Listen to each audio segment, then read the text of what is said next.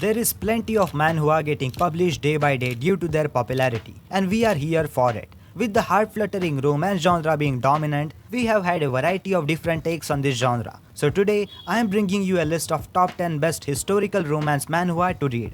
Now starting off our list with the Elixir of the Sun, where the main character's name is Bayan, who is an outcast among the CEO people, a group of people who have healing powers. Considered worthless because she doesn't have the ability to heal others, Bayan is sent to the court of Dhan, the great Sun Emperor, who is cursed with unrelenting bloodlust and slaughters his concubine mercilessly. It seems that Bayan's fate is sealed the moment she reaches the Emperor's palace, and Dhan is fated to suffer from the madness forever. But together, Bayan and Dhan just might be able to change each other's destiny. The plot contains intense romance that mellows into a wholesome and heart-touching, while the story remains interesting through and through. Following the Elixir of the Sun, the next manhwa is the Villainous of Marionette. The main character wakes up as Kaena Hill, the novel's villainess, who is praised as the greatest beauty in the empire.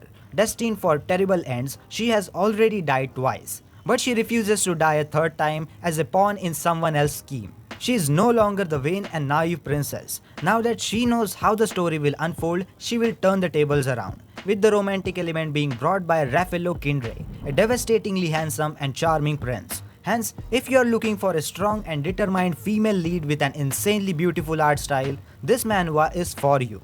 After this, the next manhwa is Beware the Villainess. Sit back and take in this romantic tale of an angelic heroine and her devoted suitors as they vie for the depth of her love or not. But remember before reading the story that this story is about to go through some edits. After an accident, the modern day college student awakens as the story's villainess, Melissa Fodderbrad. She is far from anyone's favorite, but she is the daughter of a duke. Determined to live it up, this new Melissa is doing things her way. Antiquated society be damned. All idiots should be prepared to step aside or perish. The plot is filled with countless hilarious moments and stunning art style. Romance is slowly incorporated into the story as the plot progresses. So if you are looking for a satisfying blend of comedy and romance, this manhwa is a must. On the 7th number, the manhwa is I Married the Main Lead's Dad. This manhwa has a different take on the cliche isekai concept. The plot features a protagonist who is teleported to her favorite novel as Aisha Heathcliff. The difference here is that she is dumped in the novel story where the main lead Abel, who she fangirls over, is still a child. Hence, she ends up marrying his father and becoming his mother. She vows to take care of Abel and give him all the love that he originally did not receive. As Aisha, the main protagonist, discovers different aspects of the novel that she didn't know earlier, this naturally changes the original story of the novel. The plot is beautifully written and filled with various plot twists as well, all within an intricate art style. You absolutely cannot miss on this manhwa. On the 6th number, the manhwa is Joseons Ban on marriage. For 7 years, marriage was banned in the kingdom of Great Joseon because the king lost his precious wife. Now enters a marriage fraud specialist to save the day, while she sends the king and his trusted generals into emotional chaos. In a twist of fate, misfortune and destiny, the tangled knots can be still untangled and tied once more as the 3 leading characters, 1 female character and the 2 main characters meets once again. The key point of this story is when she goes through a series of pathological lying, which eventually ends up in a position of being a spiritual master who could apparently be possessed by the king's deceased love, who he cherished enough to reject other women despite the plea of the people in Hanyang. The predicament leads to our female lead character to continue lying in an attempt to heal the king's broken heart and survive. On the next number, the manhwa is Painter of the Night. Na Kyum is a younger painter with an exceptional talent, creating erotic images of men. Though he has published a few collections under a pseudonym, he has decided to quit painting. Then Seungho, a young nobleman, barges into his life. A hellraiser notorious for his insatiable lust, Seungho forces Na Kyum to become his private painter. However, the night that awaits Na Kyum are beyond anything that he could have imagined. I am not a BL fanatic, but good BL usually has an awesome story with evolving characters and an intriguing background. If you could look away from that and all the nasty things from this manhwa, I am sure you will enjoy this plot and the overall feel of this webtoon. On the next number, the manhwa is The Taming of the Tyrant. All Charlize Ronan ever wanted was to bring honor to her family, but instead she is forced into becoming a living sword, a merry tool for the emperors. It is from this hell that she prays for justice and awakens into her former body. Now determined to tear down this horrible empire, Charlize seeks out the young prince, Dylan Blade.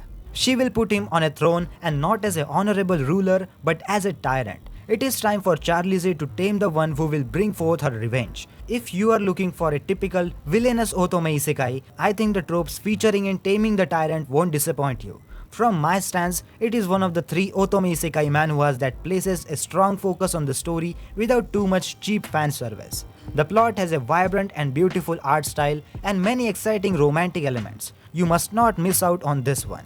On the 3rd number, the manhwa is Gwanghae's Lover.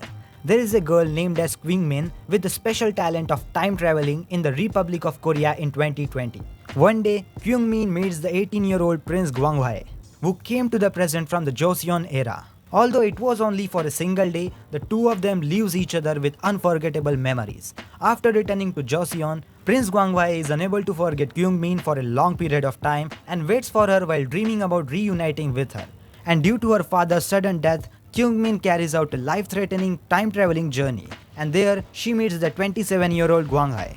This has an amazing art and beautiful animation, definitely a worthy read for your time. On the 2nd number, the manhwa is Under the Oak Tree.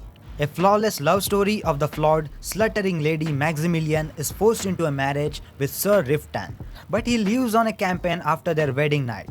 3 years later, he triumphantly returns, ready to cherish her. As life with her husband finally begins, she only has one question: does she deserve this love and happiness? This manga is everything.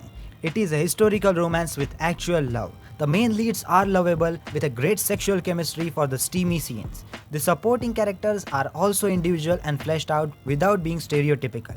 I mainly loved that our heroine developed during this and learned to be the character that we all want her to be, gaining confidence and understanding her own worth that makes this manhwa so worth reading.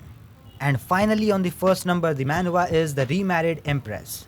Navier Ailey Trovi was an empress perfect in every way. Intelligent, courageous, and socially adept, she was kind to her subjects and devoted to her husband.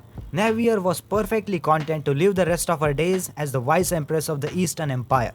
That is, until her husband brought home a mistress and demanded a divorce. And in the reply to that, she accepts the divorce and requests an approval of her remarriage. In a shocking twist, Navier remarries another emperor and retains her title and childhood dream as empress. But just how did everything unfold? Find out by reading this story. Trust me that this has really a good story. We got a shameless villainess to make our blood boil and nice main characters. The plot narrates a very mature and beautiful romance between the two independent characters who finds comfort in each other, hence making it one of the best historical romance manhwa to read.